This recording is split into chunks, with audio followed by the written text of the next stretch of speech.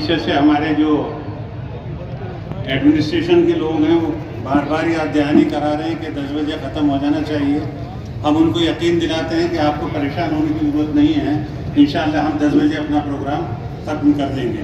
اب بلا تاخیر پہلے تو بولنا تھا ہمارے ڈاکٹر سید ظفر محمود صاحب کو، لیکن مولانا فضل الرحیم صاحب جو آل انڈیا مسلم پرسنل لا بورڈ کے جنرل سیکریٹری ہیں، طبیعت کی ناسازی کی بنا پر ان کی خواہش یہ ہے کہ انہیں فارغ کر دیا جائے. اس لیے میں ڈاکٹر ظفر محمود صاحب سے معذرت کے ساتھ انشاءاللہ یہ مجمع 10 بجے تک بیٹھا رہے گا. میں گزارش کرتا ہوں جناب فضل الرحیم صاحب مجددی جنرل سیکریٹری آل انڈیا مسلم پرسنل لا بورڈ سے، جن کی کوششوں کے نتیجے میں آپ دیکھ رہے ہیں کہ ہندوستان کے اندر اس ملک کے خلاف ایک فضا پیدا ہو گئی ہے. آپ مختصر خطاب فرمائیں گے طبیعت کی ناسازی کی بنا پر.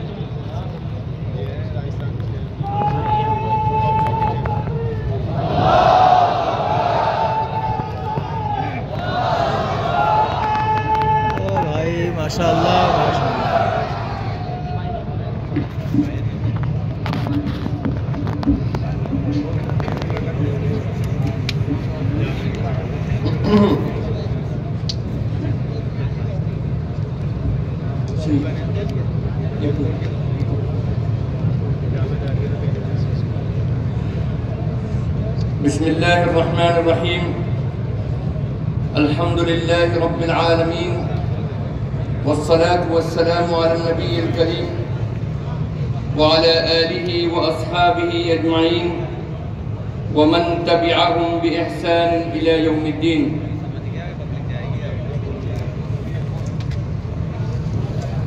اسٹیج پر تشریف فرما ہمارے اکابرین ملت اور دانشوران قوم اور اس مجلس میں حاضرین، مجلس ہمارے بھائی اور ہمارے بزرگ اور ہماری مائیں اور ہماری بہن،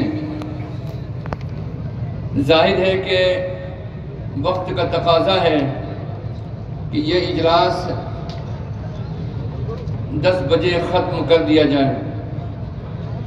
انتظامیہ کو کسی بھی حالت میں یہ دباؤ نہیں ڈالنا چاہیے کہ ہم ابھی اجلاس ختم کریں. یقیناً ہم اس بات کا اہتمام ضرور کریں گے کہ جتنی دیر کے لیے ہمیں پرمیشن ملی ہے اس وقت کے اندر ہم اجلاس کو ختم کریں. یہ اجلاس کے اندر وقت ختم ہونے ابھی 35 منٹ باقی ہیں، لہذا وقت کی نزاکت کو ملحوظ رکھتے ہوئے میں اپنی بات صرف 5 منٹ کے اندر پوری کرنے کی کوشش کروں گا. اچھا آپ فرما رہے ہیں 5 منٹ، تو ٹھیک ہے انشاءاللہ 5 منٹ پوری کر دوں گا.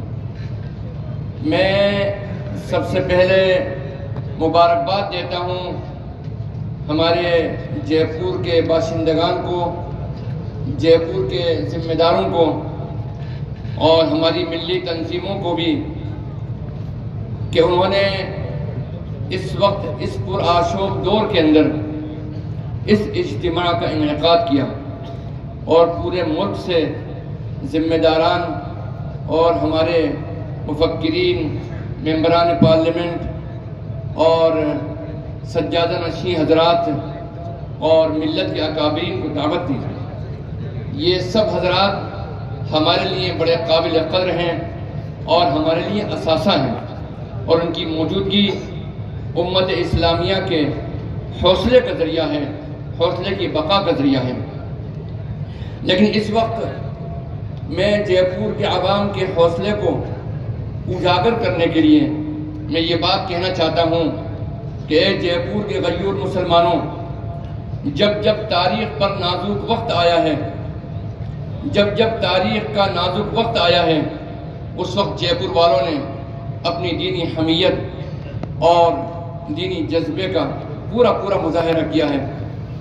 مجھے یاد ہے وہ وقت جب بابری مسجد شہید ہوئی تھی تو حضرت مولانا علی میاں رحمۃ اللہ علیہ، شیخ ابو الحسن علی ندوی رحمۃ اللہ علیہ نے اپنی فکر کا اظہار کرتے ہوئے فرمایا تھا کہ آج مسلمان ملت اسلامیہ کے حوصلے بہت پست ہو چکے ہیں، اور ان حوصلوں کے اندر اس کو حوصلہ دلانے کے لیے اور ان کے اندر مزید ہمت پیدا کرنے کے لیے کہ یہ حالات زندہ قوموں پر آتے رہتے ہیں، ہم مسلم پرسنل لا بورڈ کا اجلاس کہاں بلائیں؟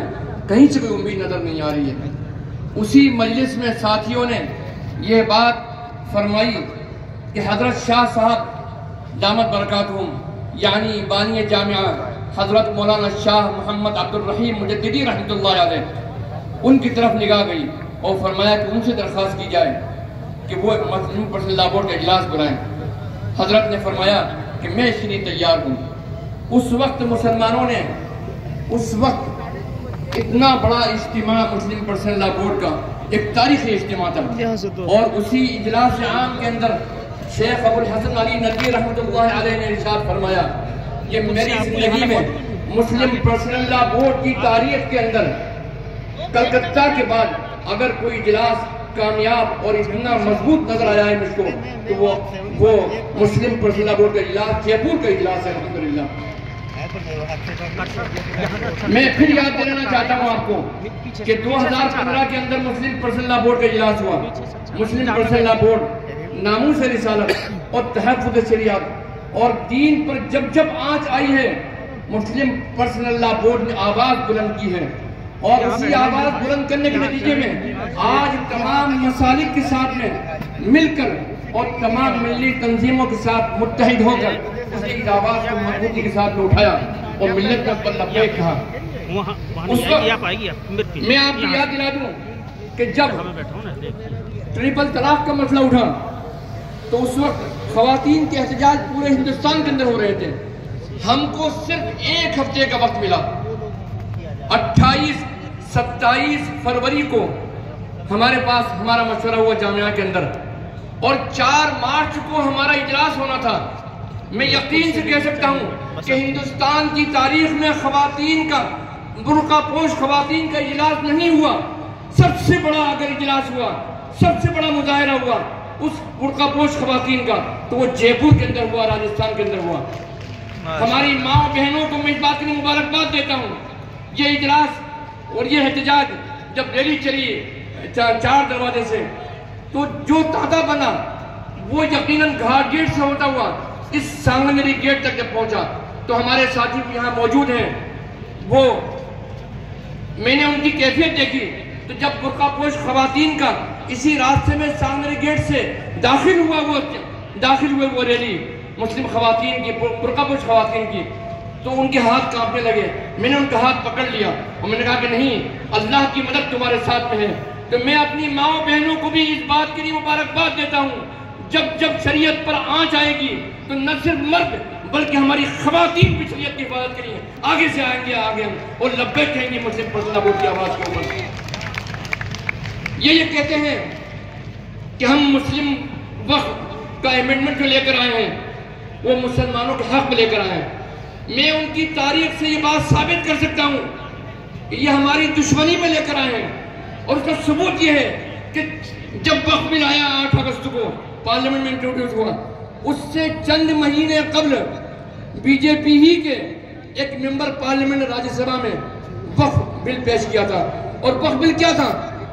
وقف اوقاف کو ختم کرنے کا، وقف ایکٹ کو ختم کرنے کا، وقف ایکٹ 1995 کو ختم کرنے کا بل تھا، پرائیویٹ بل تھا۔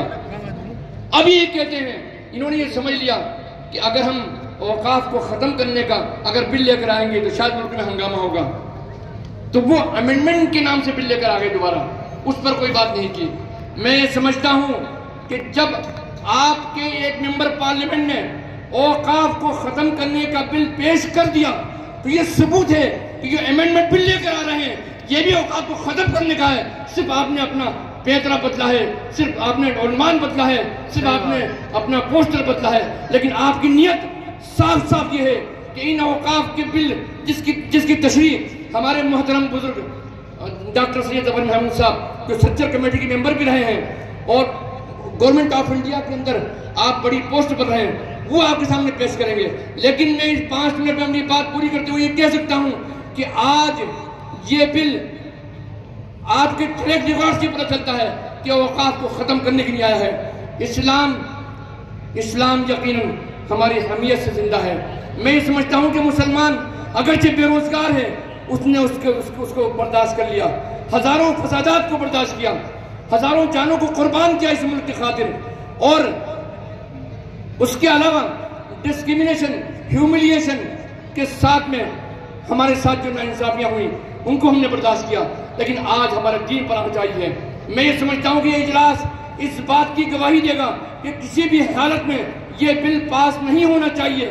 ہم حکومت سے درخواست کرتے ہیں، حکومت یہ بات کہتی ہے کہ ہم آپ سے ملنا نہیں چاہتے ہیں۔ ایک شخص نے ہم پر الزام لگایا بی جے پی کے لیڈر نے کہ ہم ہندوستان کے اندر افراتفری پیدا کر رہے ہیں۔ بالکل نہیں، یہ ہمارا قانونی حق ہے کہ ہم اس بل کی مخالفت کریں، اس لیے کہ یہ صرف ہمارے خلاف نہیں ہے، ہندوستان کے کانسٹیٹیوشن کے خلاف ہے، ہندوستان کے دستور کے خلاف ہے، ہندوستان کے آئین کے خلاف ہے۔ تو ہم کیسے برداشت کر سکتے ہیں اس بل کو؟ اور ہم نے یہ بات ثابت کی ہے کہ ہم صرف آپ ہی سے نہیں ملے، ہم تو جگدمبکا پال سے بھی جا کر ملے، ہم کانگریس کے لیڈروں سے اکیلے نہیں ملے ہیں، ہم نے تو آپ کے لیڈروں سے بھی بات چیت کی ہے، ان سے بھی ہم نے ملاقاتیں کی ہیں، اور ہم تو یوگی آدتیہ ناتھ جی سے بھی ہم نے ملاقاتیں کی ہیں۔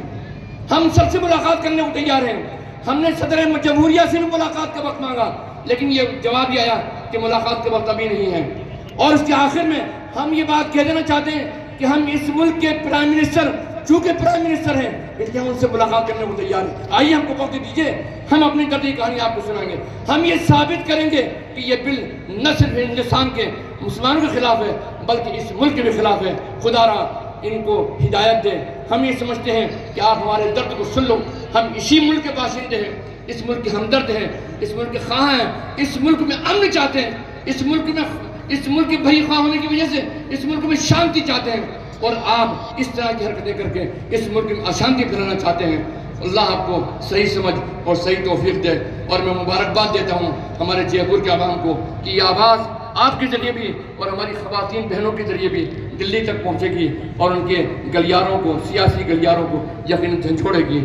آمین ثم آمین، وصلی اللہ تعالیٰ علی النبی الکریم، والسلام علیکم ورحمۃ اللہ وبرکاتہ۔ ماشاءاللہ ماشاءاللہ۔